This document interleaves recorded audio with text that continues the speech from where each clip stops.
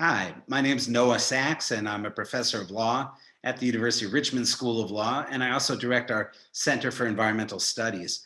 And today I'm going to talk about three critical issues that are coming up in this presidential election around energy and environment and climate.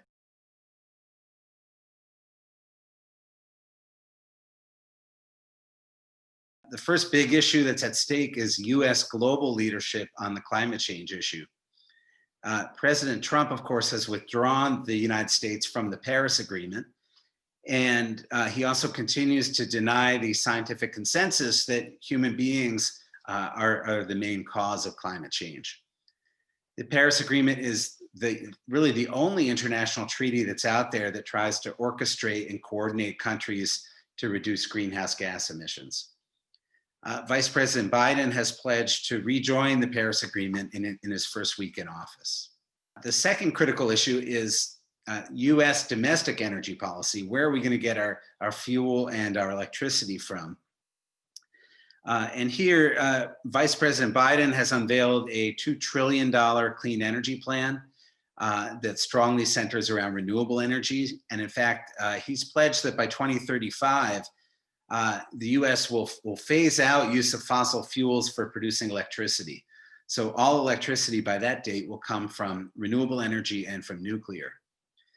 President Trump remains strongly committed to fossil fuels in everything from offshore drilling to reviving the coal industry to promoting natural gas and oil exploration on public lands. So that's a second critical difference between these two candidates. The third one is on automobile fuel economy standards. It's an issue that sounds like it's down in the weeds, but it's actually the main thing the United States has done so far to reduce its greenhouse gas emissions.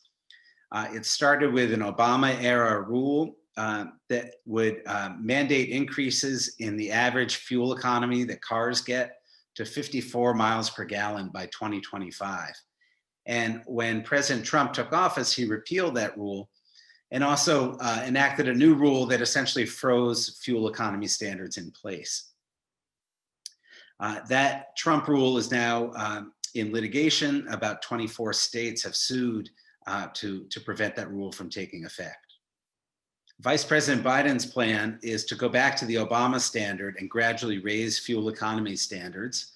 And also to go beyond that, he has pledged that by 2035, he'll mandate that all new vehicles sold in the United States will be electric vehicles by 2035.